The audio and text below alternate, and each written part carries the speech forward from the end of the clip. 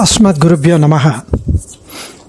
பொய்கை ஆழ்வாரின் முதல் திருவந்தாதியில் 39 பாசுரங்கள் ஆழ்வார் கிருபையினால் அனுபவித்தோம்.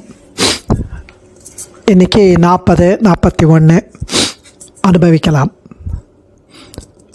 பெருவில் பகழி குறவர் கை செந்தி வெறிவி புனந்துறந்த வேழம் இருவிசெம்பில் மீன் வீழக் கண்டஞ்சும் வெங்கடமே மேல் அசுரர் கோன் வீழ கண்டு உகந்தான் குன்று.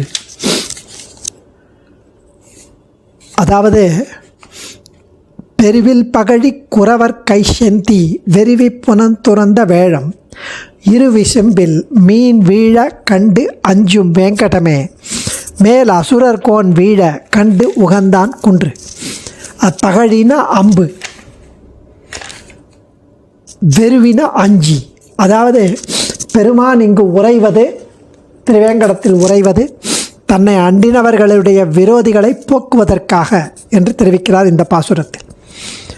முன்காலத்தில் அசுரர் தலைவனாகிய இரணியன் முடிந்து வீழக் கண்டு உகந்த பெருமானுடைய இடம் இத்திருமலை. அந்த இரண்யன் முடிந்து விழ அதை கண்டு உகந்த பெருமான் திருமலையில் இருப்பவன். இதில் வாழும் குறவர்கள் தமது பெரிய வில்லையும் அம்புகளையும் ஏந்தி கையிலே பந்தங்கள், நெருப்பு பந்தங்களை பிடித்து யானையை தொடர்ந்து ஓடுவர். அது வயலை விட்டு நீங்கிவிடும், அவர்களுடைய வயலை. ஆனால் பரந்த ஆகாயத்திலிருந்து விழும் நட்சத்திரத்தை கண்டு அது கொல்லிக்கட்டை, நெருப்புக்கட்டை என்று அஞ்சுமா. அவ்வளவு ஃபர்டைல் கவின் மிகு காட்சிகள் திருமலையில் சுவாமி அனுபவிக்கிறார். பெருவில் பகழி குறவர் கை செந்தி வெறுவி புனந்துறந்த வேழம், யானை அந்த கொல்லிக்கட்டை நினச்சிட்டு ஓடுமா. இருவிசும்பில் மீன் வீழ கண்டு அஞ்சும் வேங்கடமே, அந்த ஸ்டார், அந்த நட்சத்திரம் விழ கண்டு அஞ்சும் அந்த வேழம், அந்த யானை. அப்படி இருக்கும் வேங்கடமே மேல் அசுரர் கோன் வீழ கண்டு உகந்தான் குன்று.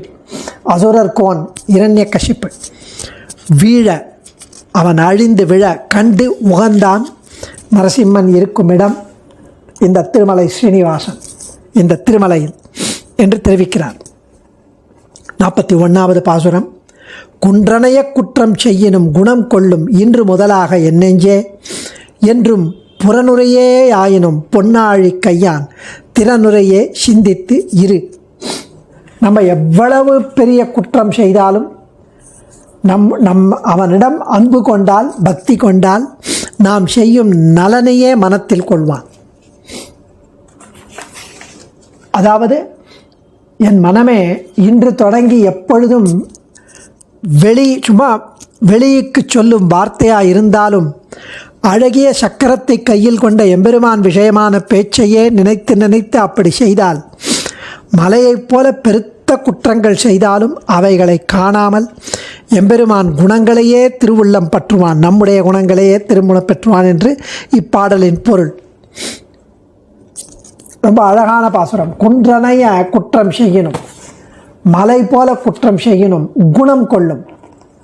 குணம் நாடி குற்றமும் நாடி அவற்றுள் மிகை நாடி மிக்க கொலன்கிறார் வள்ளுவர். நம்ம யார்கிட்ட போனாலும் நம்ம அவர்கள் செய்த நல்லதையெல்லாம் மறந்துடுவோம். அன்னைக்கு அவன் என்ன விஷாம்பார் அப்படின்னு அதை மட்டும் தான் நினைப்பு வச்சுப்போம். அவன் 100 தடவை நமக்கு நல்லது பண்ணதை நமக்கு ஞாபகம் வராது. அந்த பெருமாள் அப்படி இல்லையா. நம்ம 100 குற்றம் பண்ணியிருந்தாலும் அவனிடம் அன்பு கொண்டால் நம்முடைய குணத்தை தான் அவன் எடுத்துக்கொள்வான். எனக்கு நலனே செய்யும் என் நெஞ்சமே, மலையைப் போல் பெரும் பாவங்கள் செய்தாலும் பெருமான் இவற்றை கண்டு கொள்ள மாட்டான். இப்போது முதல் நாம் கூறுவது மனமுவந்து கூறாமல் வெளிப்படையாய் கூறினாலும் பொன் போல் அழகிய சக்கரத்தை ஏந்தும் பெருமானை பற்றிய சிறந்த பேச்சையே சிந்தித்து வாழலாம்.